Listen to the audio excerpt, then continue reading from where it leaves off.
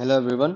आज 2 दिसंबर है और आज के करंट अफेयर्स की अगर आपको पीडीएफ चाहिए, मंथली पीडीएफ भी हमारे टेलीग्राम चैनल में पड़ती है और डेली 2 पेजर भी हमारे टेलीग्राम चैनल पे पड़ती है। अगर आपको पीडीएफ चाहिए तो आप टेलीग्राम चैनल फॉलो कर सकते हैं। इसका लिंक मैंने डिस्क्रिप्शन में भी डाल दिया है। तो जो हमारा पहला टॉपिक है आज का, वो है एशिया पावर इंडेक्स 2025।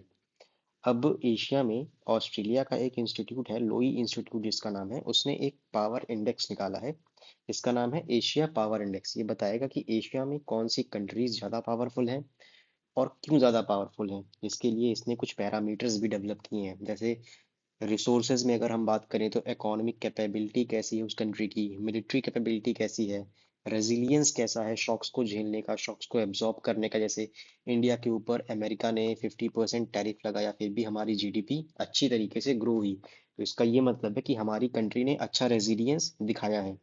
फिर फ्यूचर रिसोर्सेज कितने ज़्यादा हैं उसके पास, यूरेनियम कितना है और क्रिटिकल मिनरल्स कितने हैं, पेट्रोल कितना है, डीजल कितना है, रिन्यूएबल एनर्जी के सोर्सेज कितने सारे हैं। ये सारी चीज़ें यहाँ से आती हैं। फिर उस कंट्री का इन्फ्लुएंस, इकोनॉमिक रिलेशन कैसे हैं, कितने कंट्रीज के साथ उसने एफटीए साइन किए हैं, कितने कंट्रीज के साथ सेपा में है वो इन्वॉल्व, डिफेंस नेटवर्क कैसा है, किनके साथ डिफेंस पैक्ट है, किसके साथ मिलिट्री स्टेब्लिशमेंट एक्सचेंज पैक्ट है। ये सारी चीज़ें इसमें आती हैं। फिर डिप्लोमेटिक इन्फ्लुएंस कैसा उस कंट्री का, और कल्चरल इन्फ्लुएंस कैसा है। कल्चरल इन्फ्लुएंस में अगर हम बात करें तो जैसे आप जापानीज एनिमे अगर आप फॉलो करते हैं तो आपको पता होगा कि जापानीज एनिमे की वजह से जापान का जो कल्चर है वो बहुत ही ज़्यादा पॉपुलर हो रहा है। और अमेरिकन वेब सीरीज, ये सारी चीज़ें, हॉलीवुड का तो हर कोई देखता है हॉलीवुड के बारे में। तो वैसे ही कल्चर कैसा है उस कंट्री का, कल्चर इन कैसे लोगों को इन्फ्लुएंस करता है। इन सारे पैरामीटर्स पे उस कंट्री को रैंक किया जाता है एशिया पावर इंडेक्स में। तो जो नई रैंकिंग है उसमें ऑब्वियसली यूएसए ने टॉप किया है। इससे सेकंड पे चाइना था, चाइना का स्कोर अराउंड 70 था, यूएसए का अराउंड 80 था। फिर थर्ड पे था इंडिया, इंडिया का स्कोर 40 था। पहली बार इंडिया को मेजर पावर कैटेगरी में डाला गया है। इसके पहले इंडिया एक माइनर पावर था, अब की बार इंडिया को मेजर पावर की कैटेगरी में डाला गया है। इंडिया अकेला ऐसा कंट्री है जो मेजर पावर की कैटेगरी में आया है इस बार। इंडिया का स्कोर 40 था, और अगर किसी कंट्री का स्कोर 40 से 70 के बीच में होता है तो उसे मेजर पावर की कैटेगरी में डालते हैं। अगर उसका स्कोर 70 से ज़्यादा है तो उसे हम सुपर पावर की कैटेगरी में डाल देते हैं। तो इस केस में सिर्फ दो कंट्रीज आती हैं, यूएसए और चाइना। तो ऐसा नहीं है कि ये वर्ल्ड की सारी कंट्रीज को रैंक करता है, सिर्फ 27 कंट्रीज को रैंक किया जाता है। और ऐसा इसने बताया है, इस रिपोर्ट ने ऐसा बताया है कि ऑपरेशन सिंदूर ने इंडिया की रैंकिंग्स इंप्रूव करने में बहुत ही ज़्यादा हेल्प किया है। ऑपरेशन सिंदूर में जो इंडिया ने पाकिस्तान को वन साइडेडली डिफीट किया था, उसने बहुत ही ज़्यादा इंपॉर्टेंट रोल प्ले किया है इंडिया की रैंकिंग्स एशिया पावर इंडेक्स में इंप्रूव करने के लिए। फिर जो अगला टॉपिक आता है हमारा, वो है ऑपरेशन सागर बंधु। तो जैसे कि साइक्लोन दितवाह आया है कहाँ पे, श्रीलंका के में। ये काफी तबाही मचा रहा है। और साइक्लोन का नाम किसने रखा है, ये साइक्लोन का नाम रखा है यमन ने। तो ये अभी श्रीलंका में काफी ज्यादा तबाही मचा रहा है, जिसके लिए इंडिया ने एक डिजास्टर रेजिलियंस मतलब ह्यूमन असिस्टेंस और डिजास्टर रेजिलियंस के लिए एक ऑपरेशन लॉन्च किया है जिसका नाम है ऑपरेशन सागर बंधु। अब इसके तहत हम नेबरहुड फर्स्ट पॉलिसी को ध्यान में रख रहे हैं और पीएम मोदी के महासागर विजन को भी ध्यान में रखते हुए श्रीलंका की हेल्प करेंगे, ताकि वो इस साइक्लोन से बाहर आ सके, साइक्लोन का जो डिवास्टेटिंग इफेक्ट हुआ उससे वो बाहर निकल सके। दो आईएनएस गई हैं, नेवल शिप्स गई हैं इंडिया की, आईएनएस विक्रांत और आईएनएस उदयगिरी को इंडिया ने सेंड किया है। अब ऐसे बहुत सारे नेवल ऑपरेशंस जो ह्यूमैनिटेरियन असिस्टेंस के लिए इंडिया ने पहले भी किए हुए हैं, जिसमें से एक ऑपरेशन है ऑपरेशन सद्भाव। 2024 में इंडिया ने किया था लाओस, वियतनाम और म्यांमार में टाइफून यागी के इफेक्ट को मिटिगेट करने के लिए। फिर आईएनएस शारदा का डिप्लॉयमेंट की कहाँ पे हुआ था, मफिला फुशी अटॉल में, जो कि कहाँ पे है, मालदीव्स के पास है। ये भी human action disaster response exercise थी। फिर आइक में एक्सरसाइज इंडिया 10 अफ्रीकन कंट्रीज के साथ करता है, इसका मेन फोकस क्या होता है, human assistance and disaster response. तो ये थे कुछ टॉपिक्स, और जो अगला टॉपिक है वो हम स्टैटिक से कवर करने वाले हैं, जिसमें हम देखेंगे हिंदुस्तानी और कैरनेटिक म्यूजिक के बीच का अंतर। तो अगर हम इंडियन क्लासिकल म्यूजिक के की बात करें तो ये सिस्टम, दो सिस्टम जो इंडियन क्लासिकल म्यूजिक है, इंडियन क्लासिकल म्यूजिक ये दो इंपॉर्टेंट सिस्टम्स में, दो इंपॉर्टेंट ब्रांचेस में डिवाइड है। एक हिंदुस्तानी म्यूजिक है और एक कैरनेटिक म्यूजिक है। अब हिंदुस्तानी म्यूजिक जो है वो आपको नाम से नहीं पता चल पा रहा होगा, पर ये नॉर्थ इंडिया से ताल्लुक रखता है, और कैनेडिक म्यूजिक म्यूजिक तो नाम से लग रहा है कि ये साउथ इंडिया का है। ठीक। तो यूपीएससी प्रीलिम्स में इससे काफी सारे क्वेश्चंस आ सकते हैं और आए भी हैं पास्ट में।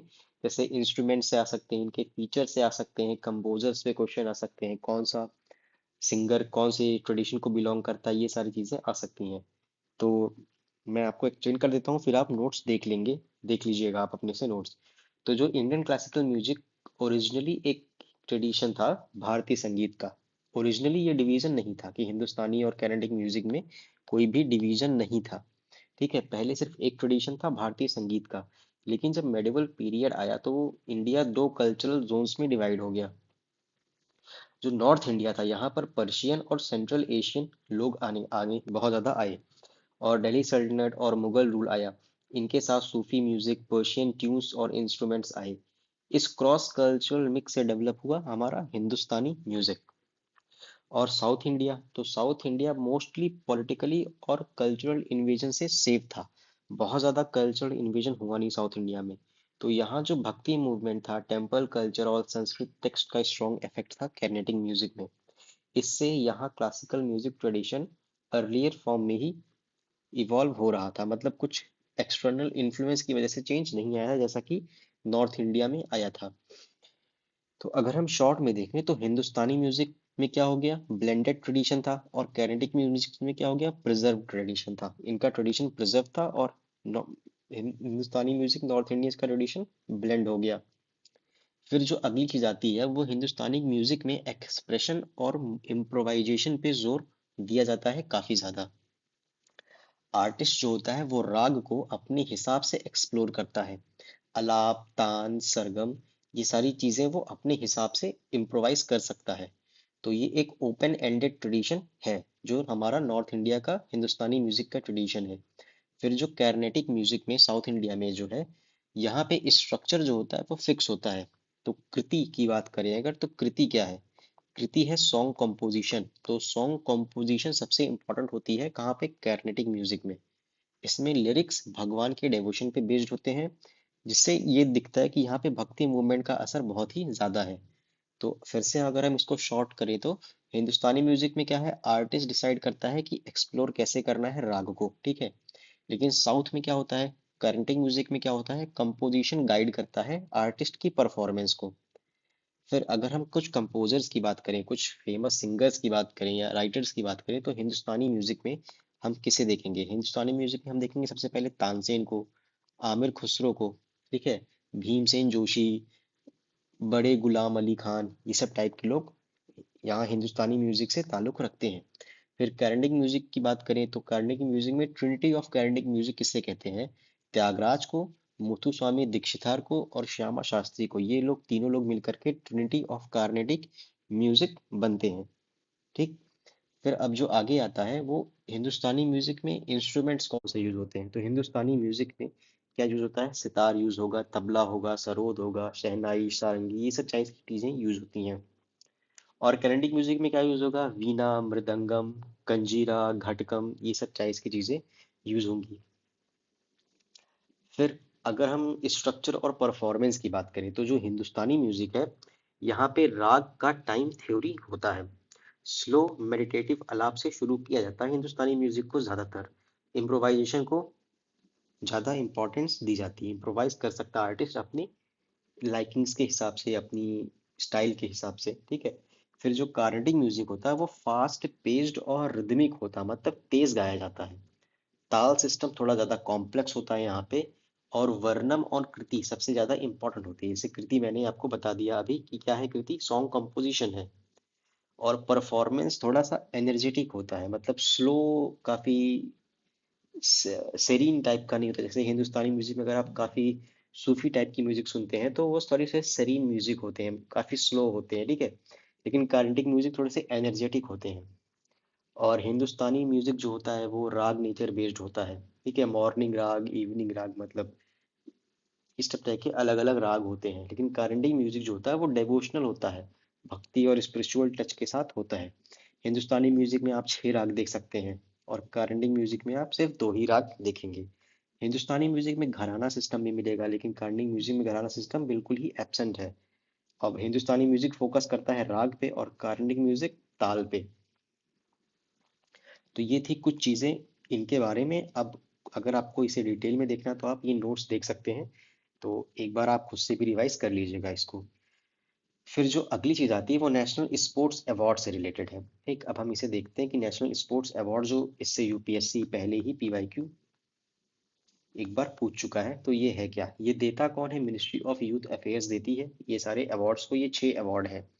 इसमें मेजर ध्यानचंद खेल रत्न अवार्ड इंडिया का हाईएस्ट स्पोर्टिंग ऑनर है। इसको रीनेम किया गया था 2021 में। इसमें कैश प्राइस 25 लाख रुपए की मिलती है। सबसे पहले कौन जीता था, विश्वनाथ आनंद जीते थे जो चेस खेलते हैं, और गीत सेठी जीते थे। ठीक, अब इसमें क्या होता है, परफॉर्मेंस को इवेलुएट करते हैं 4 साल, पिछले 4 साल के परफॉर्मेंस के बेस पे ये अवार्ड दिया जाता है। मेजर ध्यानचंद खेल रत्न अवार्ड जो कि इंडिया का हाईएस्ट स्पोर्टिंग ऑनर है। फिर आता है द्रोणाचार्य अवार्ड। ये देते हैं कोचेस को। सबसे पहली जो विमेन जीतती थी द्रोणाचार्य अवार्ड वो थी Renu Kohli, first women to win Dronacharya award. फिर आता है अर्जुना अवार्ड। अर्जुना अवार्ड भी पिछले 4 साल के परफॉर्मेंस पे दिया जाता है। फर्स्ट विनर कौन थे इसके, पीके बनर्जी जो कि एक फुटबॉलर थे। और फर्स्ट फीमेल कौन थी, एना लम्सडेन थी। फिर आता है अर्जुन अवार्ड लाइफ टाइम। ठीक है, ये रिटायर्ड स्पोर्ट्स पर्सन को दिया जाता है जो कि स्पोर्ट्स को प्रमोट करते हैं आफ्टर रिटायरमेंट। ठीक है, तो ये हो गया अर्जुन अवार्ड लाइफ टाइम के लिए। फिर मौलाना अबुल कलाम आज़ाद ट्रॉफी, ये यूनिवर्सिटीज के लिए होता है, उनकी परफॉर्मेंस बेस्ड पे होता है कि कैसा परफॉर्मेंस दिखा रही है यूनिवर्सिटीज, ऑब्वियसली स्पोर्ट्स में कैसा परफॉर्मेंस दिखा रही है। फिर आता है खेल राष्ट्रीय खेल प्रोत्साहन पुरस्कार। ये किसे मिलता है, ऑर्गेनाइजेशंस को भी मिल सकता है और इंडिविजुअल को भी मिल सकता है। क्यों मिलता है, क्योंकि उन्होंने स्पोर्ट्स के प्रमोशन में और डेवलपमेंट में बहुत ही अच्छा कंट्रीब्यूशन दिया है अपना। 3 साल के परफॉर्मेंस को ये इवेलुएट करेगा। ठीक, तो ये 4 साल पे करता है मेजर ध्यानचंद खेल रत्न अवार्ड। अर्जुन अवार्ड भी 4 साल पे करता है। और फिर राष्ट्रीय खेल प्रोत्साहन अवार्ड 3 साल के परफॉर्मेंस को इवेलुएट करता है। फिर जो अलग हमारी चीज एक प्लेसेस इन न्यूज थी वो है गिनी बिसाओ, एक कंट्री है अफ्रीका में। अब ये न्यूज में क्यों है, क्योंकि यहाँ पे मिलिट्री टेक ओवर हो चुका है। मिलिट्री ने इस कंट्री को, मतलब यहाँ से डेमोक्रेसी हटा दी गई है। तो अब जैसा कि अफ्रीकन कंट्रीज में ये बहुत ही कॉमन है कि यहाँ से डेमोक्रेसी आती जाती रहती है, कभी डेमोक्रेटिक गवर्नमेंट आएगी फिर मिलिट्री टेक ओवर कर लेगी। तो इस तरीके से ये एक न्यूज़ बनता है। फिर जो इसमें कुछ चीज़ें हैं कि बो हिल्स यहाँ की एक बहुत लंबी माउंटेन चेन है। फिर एक गाबू प्लेन है जो कि गिनी बिसाओ में ही पाया जाता है। तो ये दो चीज़ें थी इस कंट्री के बारे में। और ये था आज का न्यूज़, और इसकी पीडीएफ मैं टेलीग्राम चैनल पे डाल दूंगा। Thank you.